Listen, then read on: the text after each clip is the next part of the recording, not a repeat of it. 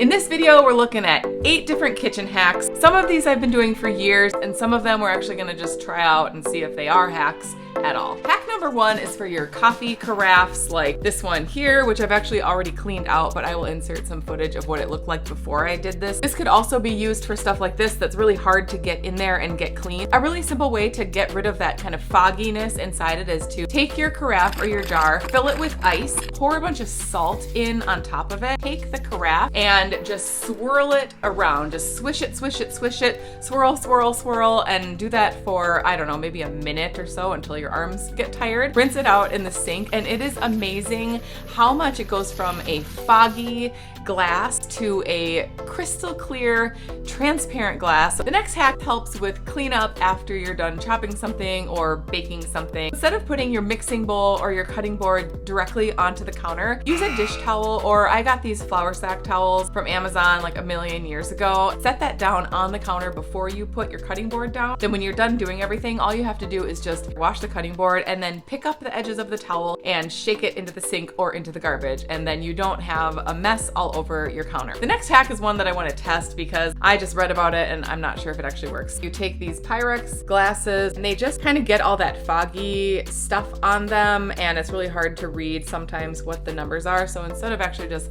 buying myself a real cheap new Pyrex measuring cup, I'm gonna try and revive this one. So I did try the ice and the salt and swish it around, and it was kind of a mess because you can't really seal the top of this. But, oh, it's starting to spray everywhere. Okay, let's call that done.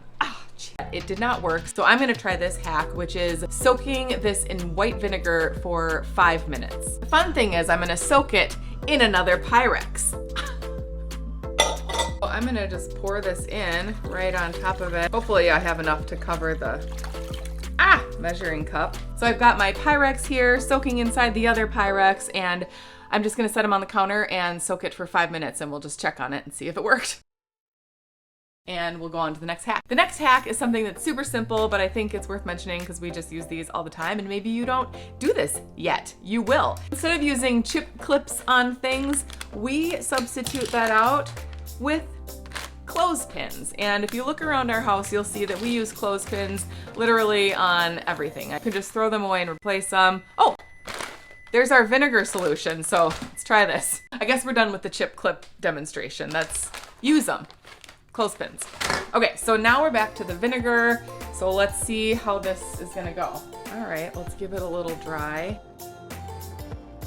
I think it's not really looking any different. I think that's a bust. I don't know where I read this, but they're not telling you the truth. Bunch of liars.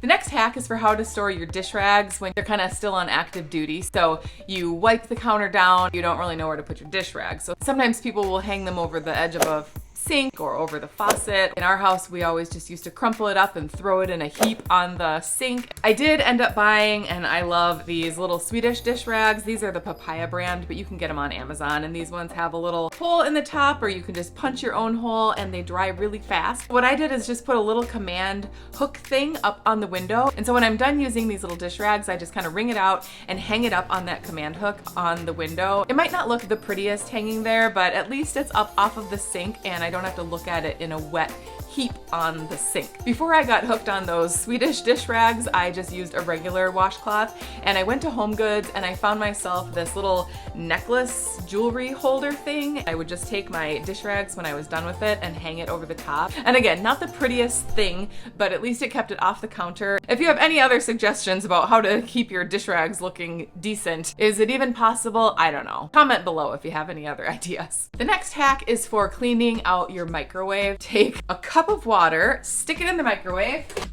set it for like 5 or 8 minutes, and then when it comes out, it will be very hot, so be careful. All you need to do is take a wet rag and just go in and just wipe it, and everything will have de-stuckified itself to the ceiling and the walls of your microwave. I was gonna say microphone. This is just a reenactment because I just did this the other day, so it's actually not too bad. The next hack is using my favorite kitchen ingredient, not really, cleaning thing. Baking soda. If you look at the before picture of my sink, over time it gets all that kind of gunk and discoloration in there. What I find really makes it shine is if you pour baking soda into the sink very liberally. Make sure that the sink is a little bit wet. Take a scrubby or something. Use that paste to just smear it around all over the sink, all over the drain area. And then when you rinse it out, it looks amazing, like a brand new sink. The next hack is another one we're just gonna try, and that is for softening butter in the microwave. This is like pretty hard. Boil a cup of water, stick it in the microwave for 5 minutes. As soon as the microwave is done, you swap out the butter for the cup of water, and then you leave it in the microwave for 10 minutes. So let's try it. Okay, here's our water again. It's Pyrex. It's getting a workout. Okay, we'll set that for 5 minutes and we'll come back to it. This is about to be done. We're gonna swap this out really fast. Ah, it boiled over. Okay, and then we'll set the timer again, I guess for 10 minutes. Seems like a long time. Okay, that's going. So the timer just went off for the butter, and since it takes 10 or 12 minutes to do this whole process, you'd probably wanna do this before you start baking. You're like, hey, I'm about to bake some cookies, but the butter I have is all rock solid from the fridge. So let's take it out here and just see if it even worked. Okay, it's soft, it's creamable. I would say this is a hack that works. I could cream this.